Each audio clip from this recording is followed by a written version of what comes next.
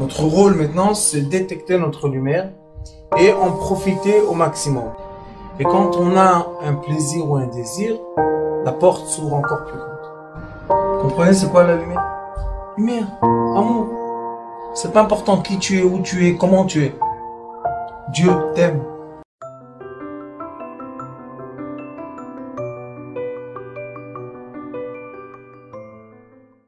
Dans la paracha, il y a une situation qui s'appelle en hébreu mashber. C'est quoi un mashber? Un mashber, c'est quand un cycle d'énergie se casse. Shever en hébreu, c'est une cassure. Et nous avons dans la paracha une grande cassure. Quelle est la grande cassure qu'il y a dans cette paracha? Akadosh Baruch Hu a fait sortir le peuple d'Israël d'Égypte. C'était très dur. La seule raison qu'on a réussi de sortir d'Égypte, c'est parce qu'on était unis avec Akadosh Baruch Hu. Il y a eu l'amour entre le Moshe Rabbeinu, le peuple d'Israël et Akadosh Baruch Hu. Et un des signes d'amour, quand on aime quelqu'un, qu'est-ce qu'on fait? On lui donne un cadeau le plus magique qu'on peut. Et qu'est-ce qu'il nous a donné à Akadosh Baruch Hu comme cadeau? La Torah. Il nous a donné à part la Torah. La Torah c'est spirituel. Pour le corps, il nous a donné le manger des anges. Le man. Il n'y a pas un cadeau plus élevé que ça. Il y avait dedans tout ce qu'on a besoin pour notre corps. Il n'y avait aucun déchet. Jamais on avait mal au ventre, jamais rien du tout. C'était parfait. Et qu'est-ce qui se passe? Et le peuple d'Israël, le man venait.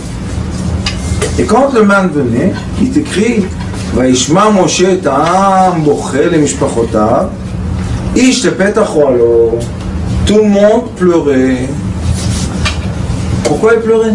Parce qu'ils ont demandé la viande. On rappelle la paracha, ils ont demandé la viande. Et Akadosh Baruch Hu leur a donné quoi? Le man. Qu'est-ce que tu as besoin de viande? Tu veux avoir de la viande, au lieu de te fatiguer et t'épuiser, tu manges ce qui est bien pour ton corps et tout va bien. Non. On veut quelque chose d'autre. Et qu'est-ce qui s'est passé? Ils sont arrivés à un stade qu'ils ont pleuré. Maintenant, il faut comprendre c'est quoi les pleurs.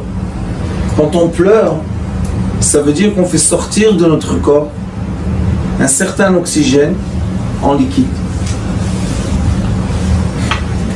Les yeux, quand ils font descendre les larmes, ça veut dire qu'il y a un certain oxygène qui s'est transformé en liquide.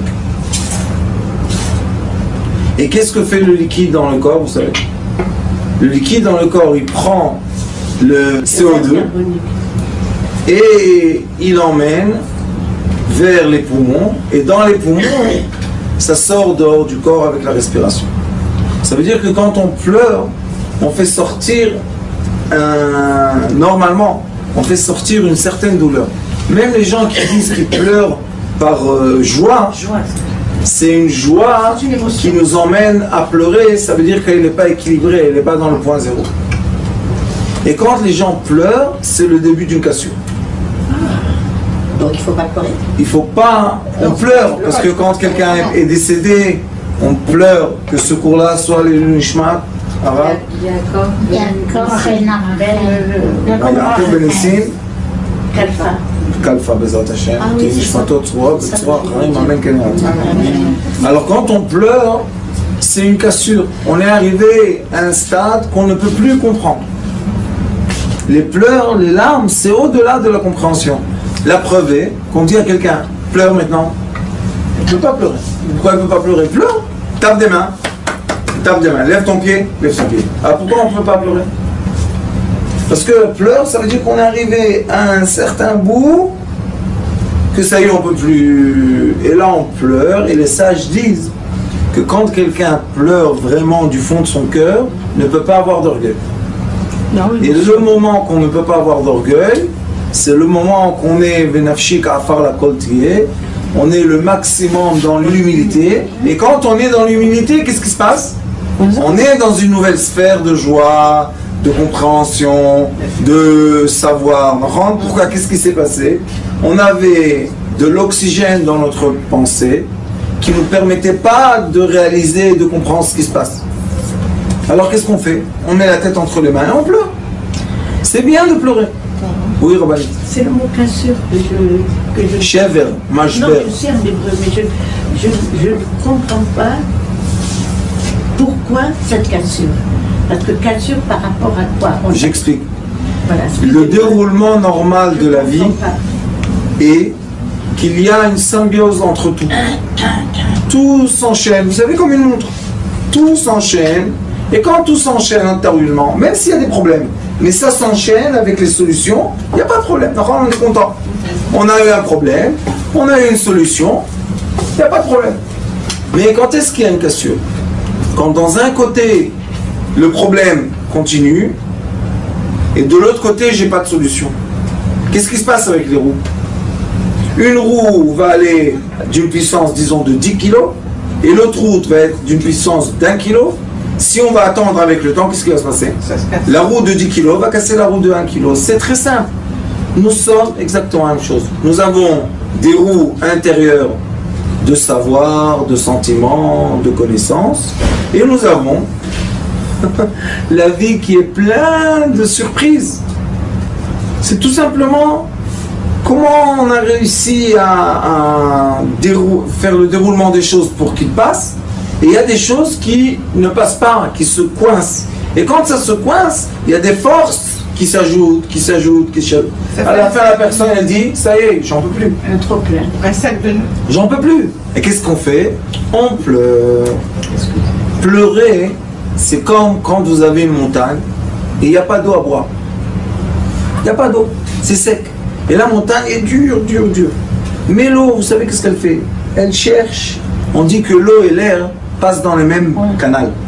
L'eau, elle cherche. Si l'eau a passé de l'intérieur de la montagne à l'extérieur de la montagne, maintenant, est-ce qu'on peut casser la montagne ou pas?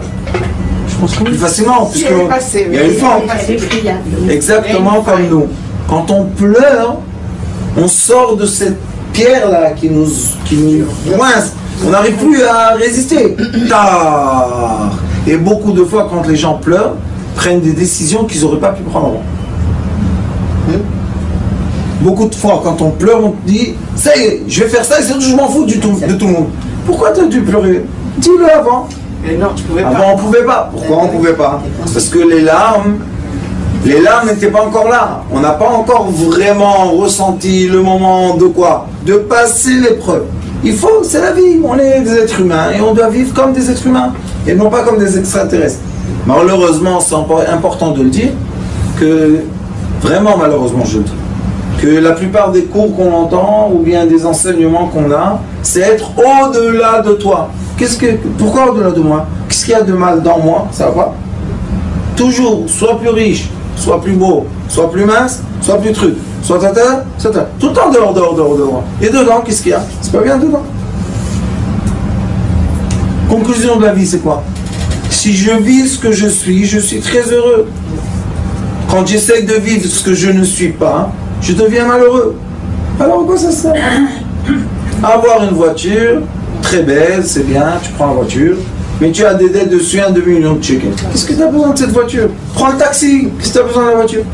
Mais ça, c'est le problème que tout le temps, ce monde-là, moderne, tout le temps nous montre, et surtout aujourd'hui avec les trucs électroniques, tout le temps, tac, ça saute, et va faire là-bas, et va là-bas, et pourquoi tu n'as pas vu de ça, et ce pays-là, et ces gens-là, et ce manger-là, et cette voiture-là, et cet habit-là, et cette...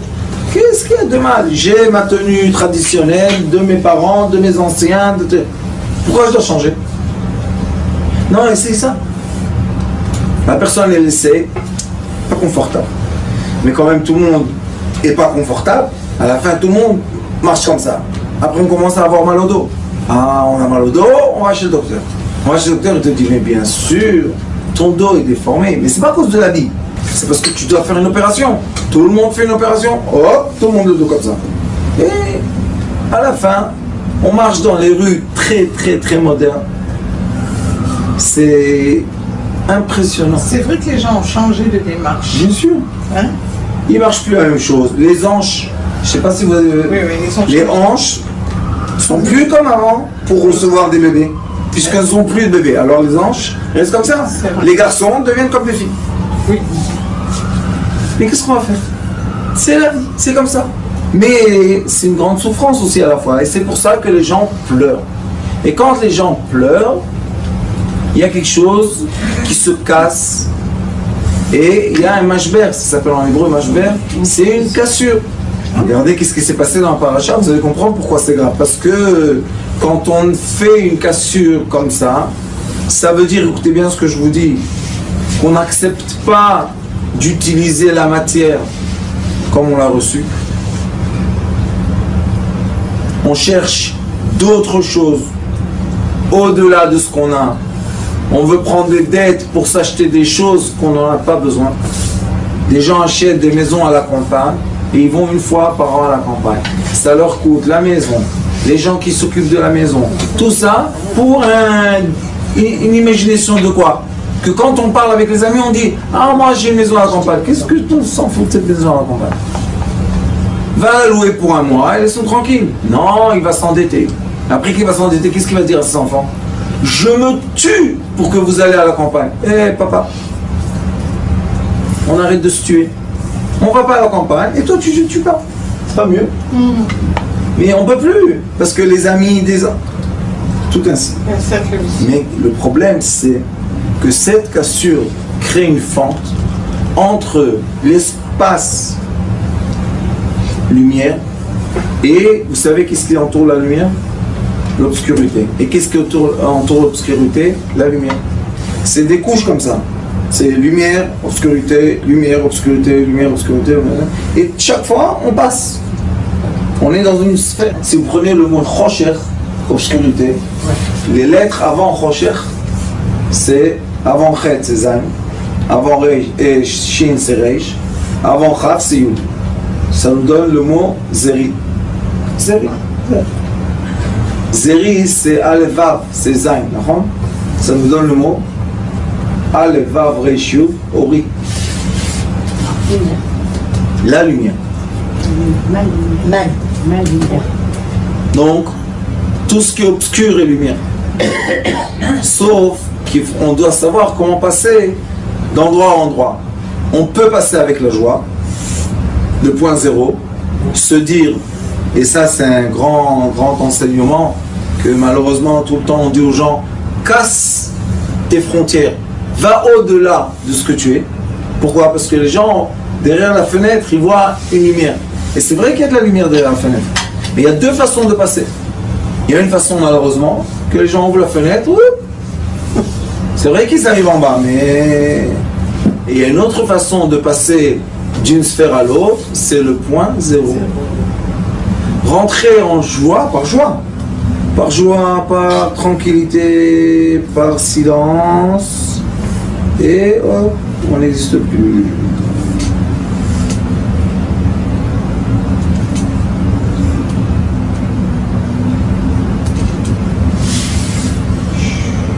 Qu'est-ce qu'il y a? Pourquoi il n'y a plus de bruit? Parce qu'on rentre dans le point zéro. Rentrer dans le point zéro, c'est passer de sphère avec la joie. Pleurer de la façon que vous allez voir, ça a créé, il est écrit, Vaïcharaf, Hashem, Me'od Be'ene Moshe, ou Be'ene Moshe Ra. Qu'est-ce qui s'est passé? Leur pleur a déclenché la colère divine et le mal chez Moshe Rabbeinu. Comment Moshe Rabbeinu, Moshe Ra? Qu'est-ce que d'où il est venu le Ra de Moshe Rabbeinu? Mais comme chaque être humain a les deux côtés, on a tous les deux côtés. Et on peut déclencher même quelqu'un qui s'est donné à fond pour le peuple d'Israël. Il n'y a pas eu un berger comme Moshe Rabbeinu. Mais Moshe va Moshe, l'aucun que Moshe. Et lui, ils ont déclenché son mal, son Ra. Non, la colère était divine.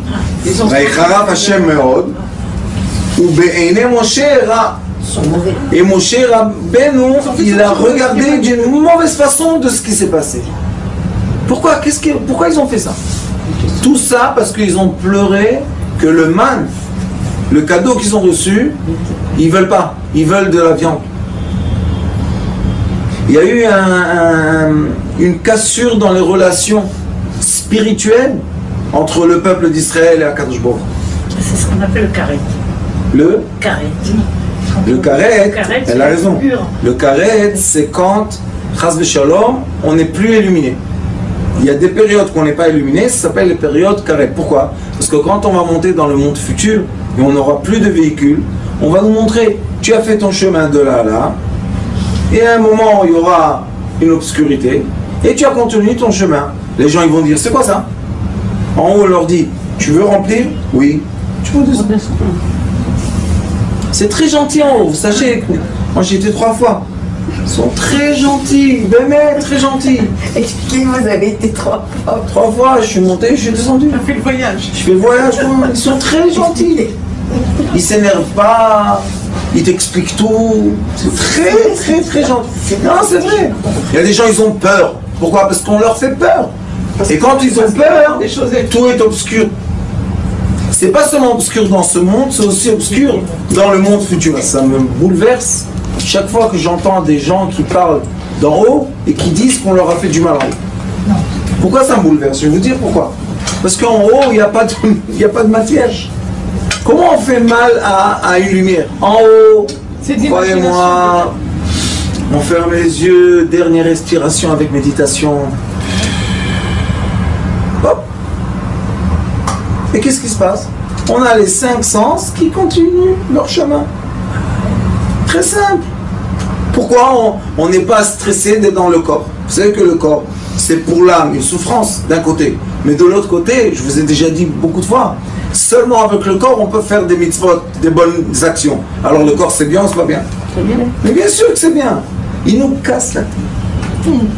Ils nous ont tout déformé notre vie. Dernièrement, bon Hachem, je dis à beaucoup de gens, c'est fini, religieux, pas religieux, etc. Juif, chrétien, musulman, bouddhiste, c'est bien. Hop, voilà. Maintenant on est content. Toi tu es comme ça, tu as tes règles, moi j'ai mes règles à moi, lui il a ses règles à lui, on est tous heureux. Mais quand ça commence les religions, c'est des guerres de force. Et ils utilisent les gens comme des pions. C'est pour ça qu'on est venu dans ce monde. Pour être des pions dans les mains des gens de politique. Qu'est-ce qu'on fout moi de la politique? Qu'il soit lui ou l'autre. Alors il est écrit ici qu'il y a eu une colère que Dieu nous en préserve. Et quand il y a la colère, le mal a les portes ouvertes et il s'inflame. C'est pour ça que les sages nous disent, jamais de ta vie tu dois t'énerver. Pour aucune raison possible, pas possible, de ce monde, du monde futur. On voit que la personne, quand elle est en colère, elle ouvre une porte qui s'appelle colère et mal. Maintenant, est-ce que ma vie est bonne ou pas? Alors le mal, la tristesse, se plaindre, être mécontent de ce qu'on a, ça ouvre une porte qui s'appelle quoi? Charon Af. Et le Charon Af, vous savez c'est quoi? C'est la colère chaude. C'est Timrot Hachan. C'est pas de la colère simple, il y a du feu qui passe. Et le mal s'impose. Maintenant on va se poser une question. Est-ce que le mal existe tout le temps, constamment à côté de nous? Tout le temps. C'est l'autre côté du bien. Donc on vit tout le temps en paix avec le mal. On vit en paix avec lui, donc lui, il chauffe pas. Nous laisse tranquille. Et nous, on est content. D'accord? Mais si on a fait quelque chose qu'on ne doit pas faire, on a permis la porte de s'ouvrir, et par la porte sort quoi? La buée très chaude. Vous savez qu'il y a beaucoup de dames, vous allez regarder leurs mains, ici ils ont une tache. Beaucoup de dames ont une tache ici. Oui, vous savez c'est quoi cette tache? Elles ont la cocotte minute. Et quand la cocotte minute, et quand la cocotte minute, on l'arrête pas à temps, on passe à côté, il y a la buée qui sort. On met la main, hop, on brûle de 2 degrés, de 3e degré, en un instant. C'est exactement ce qui est écrit ici. La vapeur sort, comment elle sort? En larmes. La vapeur, elle sort en larmes. Quand elle sort en larmes, on brûle. Qu'est-ce qu'il y a? Tu n'es pas content de quoi? Et si tu vas crier, ça va changer quelque chose? Non. Alors quelle est la solution? Ou essayer de casser les murs et se casser soi-même parce que nous sommes les murs de soi-même, ou se dire tout va bien. Akadosh Baruch Hu, qu'est-ce que tu veux? À droite? On va à droite. Tu perds ta maison, ton truc, on va à droite. C'est comme ça que tu veux? C'est comme ça. Tu veux à gauche? On va à gauche. Qu'est-ce que tu veux? Qu'on s'arrête? On s'arrête. Mais je perds de l'argent. Et si tu vas aller à droite quand il veut que tu t'arrêtes, tu vas pas perdre de l'argent? Tu vas perdre de l'argent. Alors perds-le au moins avec joie.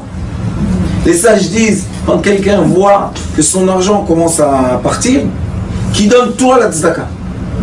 Pourquoi? Parce qu'ils disent de toute manière, tu vois que quelque chose s'en va. Alors donne à la tzedaka, comme ça au moins tu sais, tu as fait quelque chose de bien. Sinon, tu vas payer les avocats, les docteurs, la mairie, tous les aspects. Vous connaissez quand ça commence à venir les papiers là? On ne sait même pas qu'est-ce qu'il y a écrit dedans. Allez, 3 000 d'amende, 10 000 d'amende, 8 000 d'amende, 20 000 d'amende. De quoi? Juste passer la bureaucratie, tu passes un temps de vie. Tu peux, 20 ans, va là-bas, donne-moi une lettre. C'est bien, prends le tampon. Tu vas le tampon, tu attends. Après 3 mois, ça revient. Pourquoi t'as pas papier? Mais j'étais chez lui. Eh bien, reviens. Ça, c'est un cauchemar de la vie. C'est beaucoup moins cher de payer. Même que c'est pas juste. Mais c'est quoi la justice? Les sages disent la justice c'est le bonheur interne. C'est ça la justice. Et alors, ils t'ont dit de payer. Et ils t'ont pris. Tu veux faire la guerre avec eux? Oui. Va perdre ta vie. Qu'est-ce que tu vas avoir? Une obscurité. Tu vas aller en haut, on va te dire, regarde, 20 ans d'obscurité. Tu veux le refaire? Bien sûr.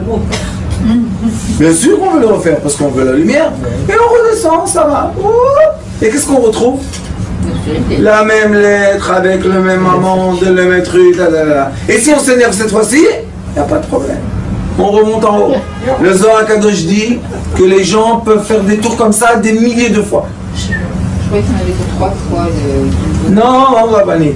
Ça, c'est quand on monte en spirale. Mais juste se déconnecter du système, de la tristesse et de la haine et du cauchemar et du mal. Ça, hein, les gens tournent. Il y a une prière le soir pour qu'on ne revienne pas 1000 fois. C'est très bien de faire des prières, mais il faut faire aussi des actions. On demande que tout vienne dans ce Gilgoul pour qu'on termine.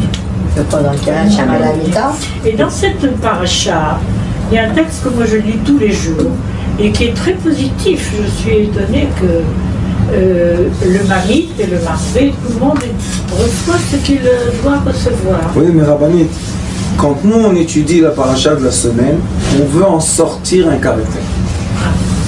Et ce que je veux vous montrer aujourd'hui, c'est que mon cher Rabbeinu, avec tout ce débat qu'il a eu, lui aussi s'est plaint. Ça veut dire que le poids était trop lourd sur son dos. Est-ce que ça existe ou pas? Oui. Ça existe. Des fois, c'est trop lourd. Qu'est-ce qu'il dit? Bah, le même Moshe Hachem. Moshe parle avec Akadosh Baruch Hu. Pourquoi tu m'as fait du mal? C'est la première fois qu'on entend Moshe Rabbeinu parler du mal de soi-même. Toujours il est pour les autres. Cette fois-ci, ça y est, non. Regardez qu'est-ce qu'il dit.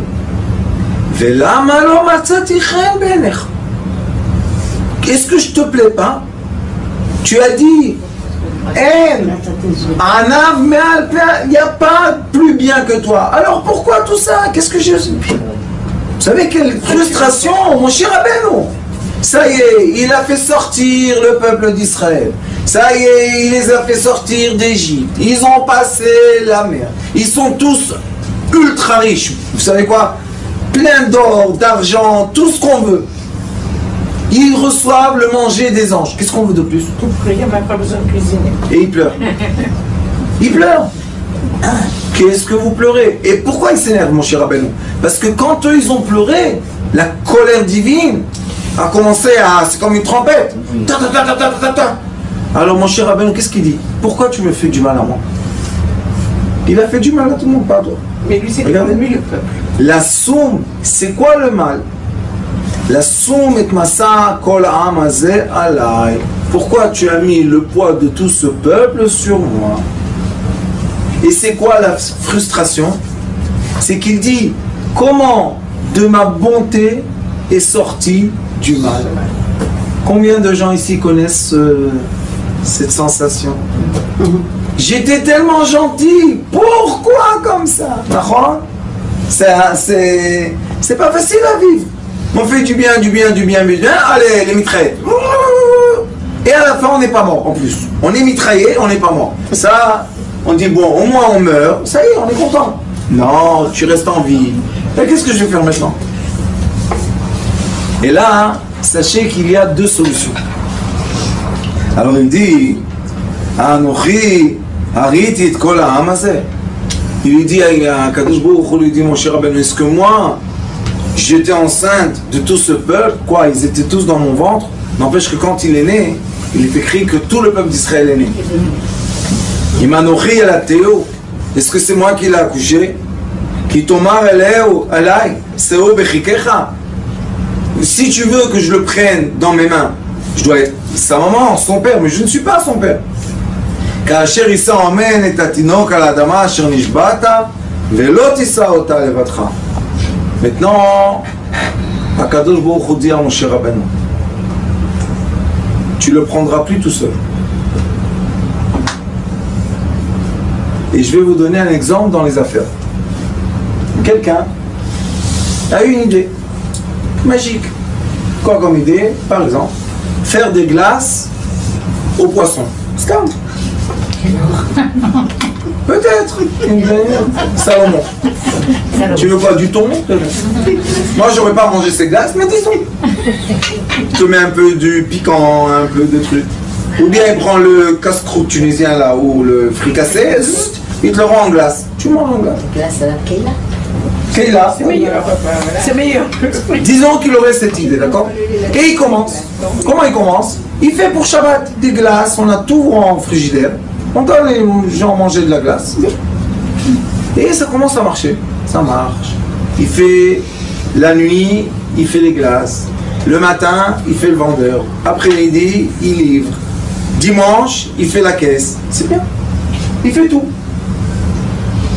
Mais à un moment, il n'arrive plus à répondre au téléphone. Alors il dit, est-ce que je vais prendre quelqu'un ou pas? Quel est son dilemme?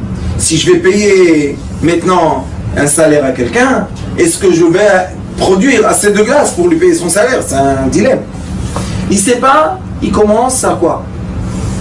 À profiter de ce qu'il a fait ou maudire le jour qu'il a eu cette idée? Il commence à avoir plein d'argent dans les poches et plein de tristesse sur son visage. Ça s'appelle une cassure. Pourquoi? Parce qu'il dit, j'ai l'abondance, mais je ne sais pas quoi faire avec. Et sachez que la plupart des gens qui ont des idées, qui font, ils arrivent au stade de mon cher Rabbeinu là. Ils ne comprennent pas comment à la fois tellement d'abondance, le man, c'était l'abondance des abondances, et à la fois la tristesse de l'abondance. Comment c'est possible? Et sachez que dans le monde entier, il y a eu des recherches que quand les gens ont gagné la loterie pendant des dizaines d'années, on a vu qu'ils sont rentrés en dette de la somme de la loterie. Ça veut dire que s'ils ont gagné 20 millions, ils sont endettés de 20 millions. C'est pas qu'ils ont perdu les 20 millions, ils ont perdu 40 millions. Et ça, ils ont trouvé que quoi? Que les gens n'arrivent pas à vivre une abondance. Ils n'arrivent pas. L'abondance soudaine comme ça, les gens n'arrivent pas. Combien en France vous connaissez les nouveaux riches? Leurs parents ont travaillé pendant une période, une génération, ils ont gagné beaucoup d'argent, ils sont partis, et les enfants viennent, ils ne savent rien faire. Ils ne savent ni diriger la compagnie, ni gérer la... Qu'est-ce qu'ils font toute la journée? Ils sont en vacances, et vous savez qu'est-ce qu'ils font? Ils dépensent, j'en connais un, ils ont dépensé la vie de leur... lui, la vie de son père, en 2 ans. La vie de son père en 2 ans. Vous imaginez un peu le pauvre père dans la tombe. Il dit j'ai fait tout ça pour que mon fils et aujourd'hui vous savez c'est quoi ce monsieur? C'est un clochard. Mais comment un clochard? C'était c'était le plus riche de sa famille. C'est devenu le plus pauvre de sa famille. Pourquoi? Parce que vous voyez que cette question qu'il y a là dans la Torah, Rabbani, c'est pour ça qu'il faut étudier la Torah, il faut étudier le comportement. La Torah elle est là pour nous donner aura. C'est quoi aura? Nous donner, nous guider. La Torah elle est là pour nous guider. Comment elle nous guide? Avec les histoires. Tu dois comprendre. Alors il dit Lot issa ata levatra. Tu vas pas porter le peuple tout seul. Qu'est-ce que tu fais? Ve'elaham tomar, et dit au peuple Itkatshu lemachar v'achaltem basar ki bachitem be'ozne Hashem. Et sachez que demain vous allez manger de la viande. Mais combien de viande vous mangez? Pas un jour, pas deux, pas trois, pas quatre. La Torah, je vais vous faire court, raconte l'histoire de la viande et s'arrête. Et elle reprend dans quoi? Mère Hashem el Moshe. Hayad Hashem Tiktsar. Est-ce que tu penses que moi, je ne peux pas donner de la viande à tout le monde? Parce que mon cher Rabbeinu lui a dit, si on va égorger toutes les bétails qu'on a et tout ce qu'on a, on n'aura pas assez de viande. Il lui a dit, qu'est-ce que tu penses que moi, j'ai pas assez de viande? Attiré, Aikrecha, Devarim, lo. Et Akadosh Baruch Hu dit à mon cher Rabbeinu, et tu vas voir, si je leur ai promis de la viande, eh ben ils vont recevoir de la viande. Et combien de viande? 1 mois de viande. Et qu'est-ce qui va se passer? Ils vont mourir de viande. Vaïtse Moshe vaïdaber elav et divrei Hashem. Vaïassof, maintenant ça commence. Moshe Rabbeinu était dans une grande cassure, il était dans un grand problème. Il a tout jeté sur Akadosh Baruch Hu. Akadosh Baruch Hu lui a donné une réponse. Écoutez cette réponse, la réponse la plus vraie qu'on peut donner à un être humain. Sachez que si vous êtes arrivé dans votre vie à une cassure, ça veut dire que vous en pouvez plus. C'est parce que vous prenez trop sur vous. Quand on prend trop pour soi-même, sur soi-même, et c'est mon problème, et c'est mes enfants, et c'est mon travail, et ce sont mes employés. Mais c'est pas nous qui dirigeons. Et attendez, j'ai dit que quand tu prends trop sur toi, on sait qu'il y a des problèmes dans la vie. Mais la question est comment tu gères les problèmes. Oui, mais la plupart des gens, qu'est-ce qu'ils font? Si on a une société et on a 20 employés, on va les mettre à la porte. Il faut les payer. C'est pas la question de payer. C'est la question, c'est comment je gère ma responsabilité. C'est ça le problème de tout le monde. Des fois, on a fait à gérer. On peut plus gérer. Vaye esor shivim ish mizikne. Écoutez bien. Dit Akadosh Baruch Hu à Moshe Rabbeinu, il y a encore des sages dans ce peuple. Tu n'es pas tout seul. Moshe Rabbeinu, il est monté dans le ciel tout seul. Il est descendu tout seul. Seulement son visage était illuminé. Il a pris sa tente à lui, elle était dehors. Il était toujours tout seul. Quand on est tout seul, c'est pas la volonté d'Akadosh Baruch Hu. Même si tu es un père, même si tu es un directeur, même si tu es, je ne sais pas quoi, président, tu dois savoir déléguer. Parce que si tu ne vas pas déléguer, tu vas te détruire. Écoutez bien. Vayahamed otam sevivot ha'oel. Il lui a dit, mets-les autour de toi. Ne le délègue pas et envoie-le loin, non, autour de toi, qui t'entoure. La présence divine est descendue.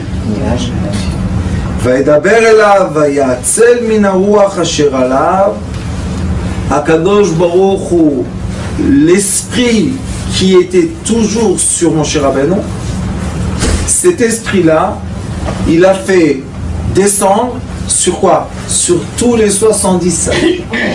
Et depuis, on a le tribunal de Torah qui s'appelle Sanhedrin. Le Sanhedrin, c'est 70 sages que eux, ensemble, ils peuvent trancher des questions qui sont très très dures. Il lui dit, Vaïten al-Shivim ish askenim, il a donné à tous les 70 sages, Vaïkenoach alem aruach, Vaïtnabu, velo yasrafu. Et chacun d'eux est devenu, ou plutôt a reçu, le degré de prophète. Parce que Akadosh Baruch Hu a dit à Moshe Rabbeinu, je t'ai jamais demandé d'être tout seul. Où on a la preuve que c'est comme ça? Quand Yitro est venu voir Moshe Rabbeinu, il lui a dit, Tinbol atavam, toi et ce peuple-là, vous allez vous effondrer dans le désert, vous allez disparaître. Tu es obligé de faire des gens qui sont responsables de 1000, de 100, de 10. Maintenant, on voit que Moshe Rabbeinu, encore une fois, il rentre dans ce problème. Comment il rentre dans ce problème? Encore une fois, il dit à Kadosh Baruch Hu, j'en peux plus tout seul. Est-ce qu'on t'a dit d'être tout seul?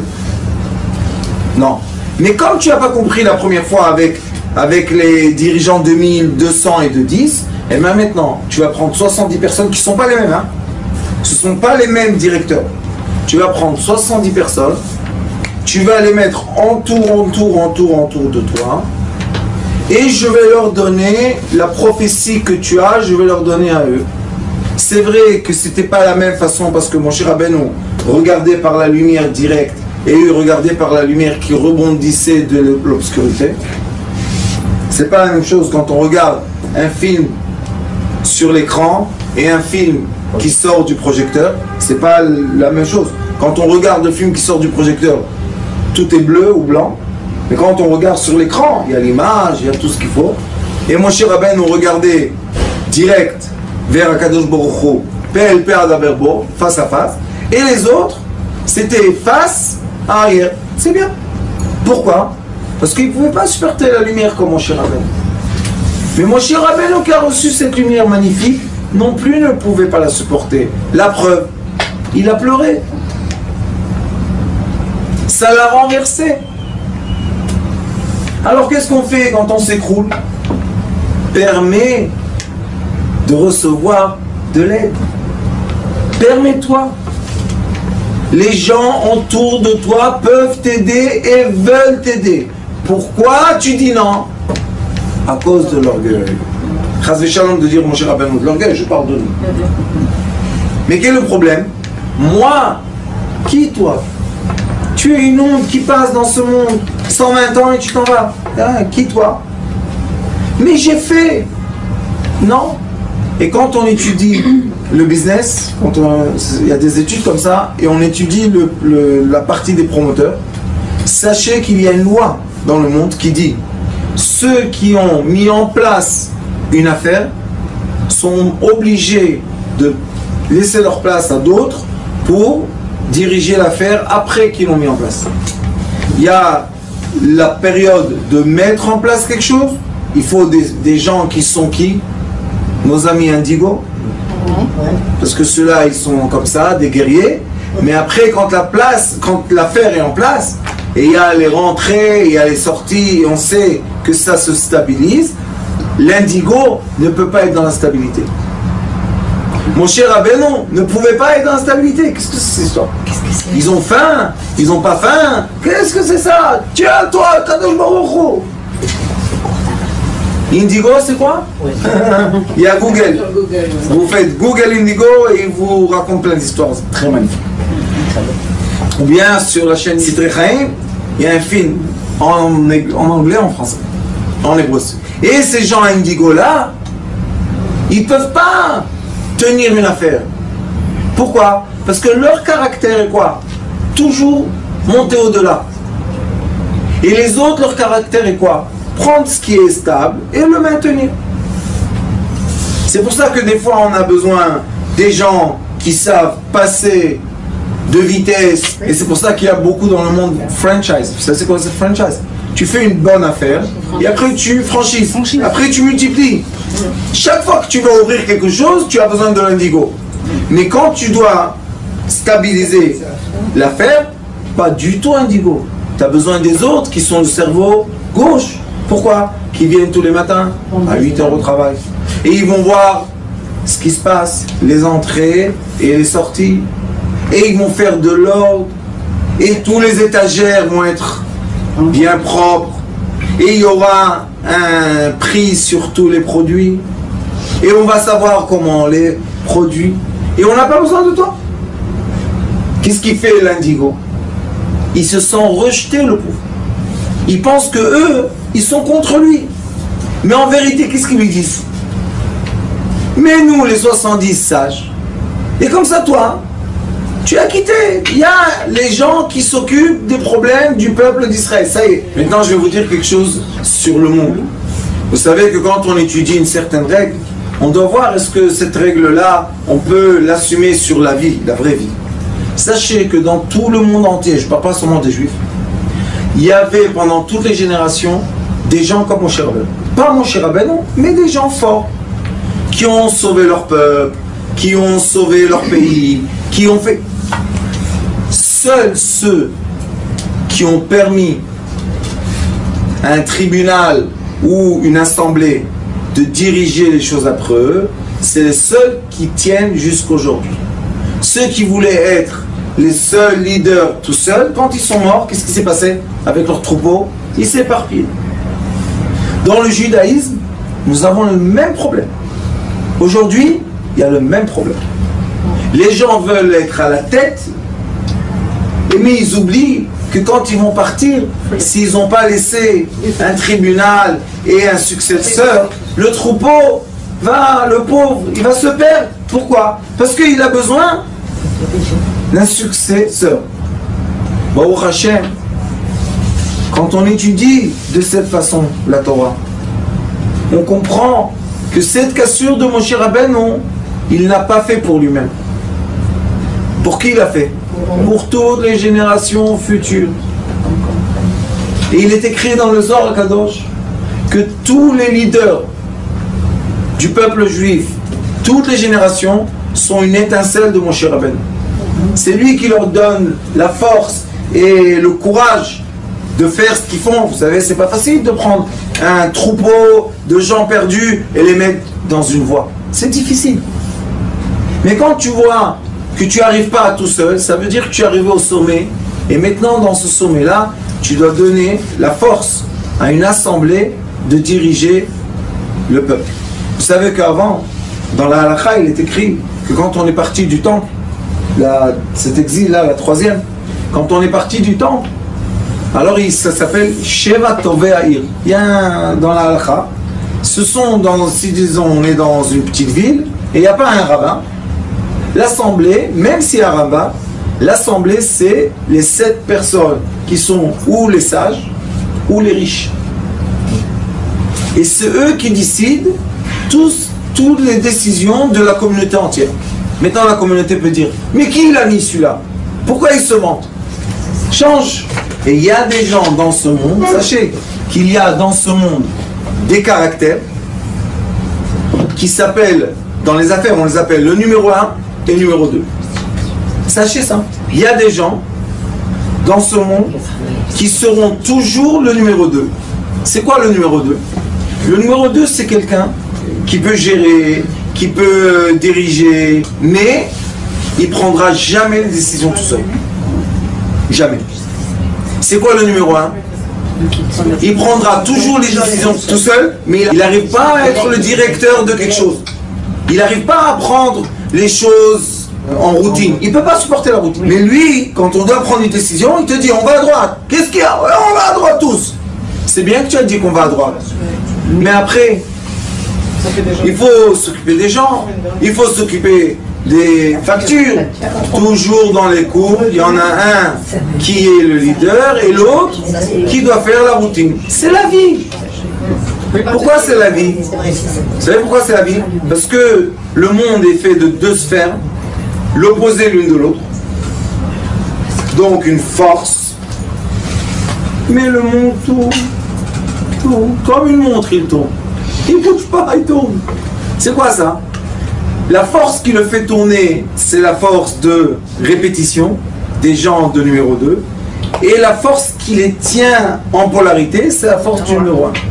Et c'est pour ça qu'il faut toujours être ensemble. Comment on est ensemble? Il y a des périodes dans la vie que c'est le numéro 2 qui doit être le leader. Et il y a des périodes dans la vie que c'est le numéro 1 qui doit être le leader. C'est simple la vie. Quand on comprend, on déchiffre ce qui est écrit, la vie c'est quelque chose de très très simple. Et c'est pour ça qu'on est obligé de savoir déléguer. Mais qu'est-ce qui se passe quand on délègue, vous savez? Il y a un creux. C'est ça que vous voulez jamais passer. Quand on fait les business plans, vous avez des affaires, on leur dit que tu dois avoir assez de capital pour faire passer la délégation du numéro 1 au numéro 2, ça passe toujours par un creux. Pourquoi un creux?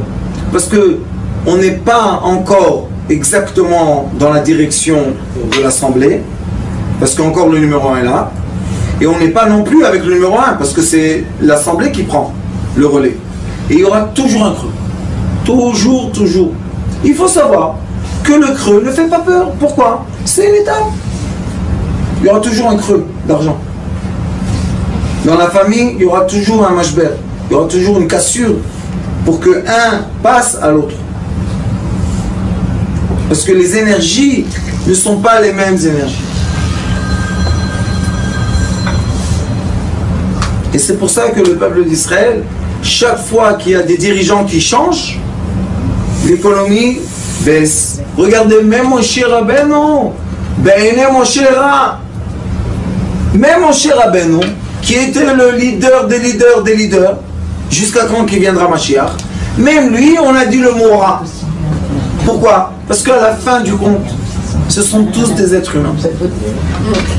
Mais on est obligé de donner la place. Si tu élis quelqu'un, tu dois lui donner sa place d'être le leader. Tu ne peux pas dire à quelqu'un, sois le directeur, et tous les jours tu l'appelles à ton bureau, tu lui dis, bon, qu'est-ce que tu as fait aujourd'hui? On ne peut pas, c'est pas un directeur, ça c'est un employé avec un salaire un peu plus grand. Mais si on vraiment veut lui donner, on doit lui donner les rênes. Mais quel est le problème? Quand on lui donne les rênes, comme les gens sont différents les uns des autres, sa façon de faire n'est pas ta façon de faire. Et c'est un creux, il y a un creux. Et si on a la patience, on doit lui permettre de diriger la compagnie comme lui, il dirige la compagnie. Vous savez qu'en Amérique, on dit, on donne 100 jours de grâce au président, vous savez. On lui dit, écoute, 100 jours, tu dois t'habituer. Tu dois comprendre d'où tu es rentré. Tu penses que ce qu'on voit de l'extérieur, c'est pas ce qu'on voit de l'intérieur. Vous comprenez? C'est quoi un leader? Alors nous, est-ce qu'on est prêt d'être à sa place? On n'est pas prêt de changer sa place. Alors pourquoi on parle? C'était ça ce que Moshe Rabbeinu a pleuré. Il a dit à Kadosh Baruch Hu, qu'est-ce qu'ils veulent chez moi? Qui viennent me remplacer? Kadosh Baruch Hu lui a dit, écoute, tu ne peux pas tout seul. Tu es obligé de déléguer ta force. Mais Moshe Rabbeinu, il dit que le peuple d'Israël, c'est son peuple. C'est mes enfants. On a des extraits dans la Torah que Moshe Rabbeinu appelle le peuple d'Israël mon peuple. Et Akadosh Baruch Hu lui dit, Amcha, c'est ton peuple. Et Moshe Rabbeinu, il dit pas non. Et quand Akadosh Baruch Hu veut détruire le peuple d'Israël, qu'est-ce qu'il lui dit? Détruis-moi avant. Donc c'est ton peuple ou c'est pas ton peuple? Ici il dit, oh, j'en peux plus. D'un autre côté il dit, je vais mourir pour eux. Décide. Il ne peut pas décider. Parce que c'est toujours à la fois notre enfant et un adolescent. Hein, c'est dur. La maman, son fils adoré, tac, il rencontre quelqu'un. Maintenant, il n'a plus tellement de temps à donner à sa maman. Qu'est-ce qu'elle fait la pauvre? C'est pas un creux? C'est un creux. Mais c'est quoi le bien de son fils? De rester chez maman ou aller être heureux avec sa femme? C'est un problème. Vous voyez que ce problème-là, il s'étale dans toute la vie d'une personne. Et c'est quoi la solution? Achdout, union. Unis-toi avec ceux qui sont proches de toi. ne sois plus tout seul.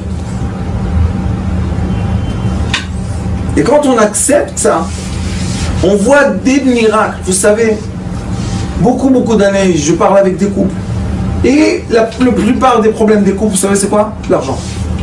Au début de leur vie, comme ils ne savent pas tellement comment utiliser l'argent, ils pensent qu'ils sont encore tout jeunes et ils ne comprennent jamais comment les parents toujours ils donnent. Maman 100 shekels, maman 200, maman 300, maman 400, maman iPhone, maman sneakers, maman...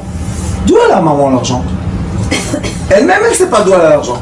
Mais ça coule. Alors ils pensent que quand il va être marié, la banque, l'argent, la banque, l'argent. La banque un jour elle dit stop, il n'y a plus d'argent. Et qu'est-ce qu'ils font les pauvres? Et sachez que je leur dis toujours, vous savez que quand vous venez voir vos parents et vous êtes dans un malheur d'argent, et vous êtes mal, et vous êtes triste, et vos parents veulent vous aider, vous savez c'est quoi le chagrin le plus fort des parents? Que les enfants ne demandent pas d'aide quand ils ont besoin. C'est un chagrin pour les parents, on ne peut même pas comprendre, parce que ils disent voilà la solution. Tu n'acceptes pas de la recevoir. Pourquoi tu n'acceptes pas de la recevoir? Ça c'est un chagrin. Et dans la vie, c'est la même chose. Tu es rentré dans un problème, sache qu'autour de toi, il y a quelqu'un pour t'aider. Il y a un équilibre tout le temps, tout le temps. N'aie peur de rien parce que, en fin de compte, nous sommes en tribu. Nous sommes en famille. Nous sommes en société. Et quand nous sommes ensemble, on est très très fort. Mais quand on est tout seul, on est très très faible. Alors, Akadosh Baruch Hu dit à Moshe Rabbeinu, sache que le peuple d'Israël sera un peuple qui va passer tous les temps. Pourquoi? Parce qu'il y a Shivim Ziknei Israël. Alors les sages disent, bon, dis-nous les noms. Parce que les Nissim, on a les noms. Ceux qui sont partis parler de la terre d'Israël, il y a les noms. Pourquoi ceux-là, ils sont invisibles, il n'y a pas de nom? Vous savez qu'est-ce qu'ils disent les sages? Dans le Talmud, ils disent, pourquoi il n'y a pas le nom des Shivim Ziknei Israël? Parce que dans toutes les générations, il y a les 70. Même dans cette génération, on a. Ce sont qui? Ce sont les leaders qui sont prêts à être ensemble pour s'occuper de ce grand tribu qui s'appelle le peuple d'Israël, qui s'appelle une famille.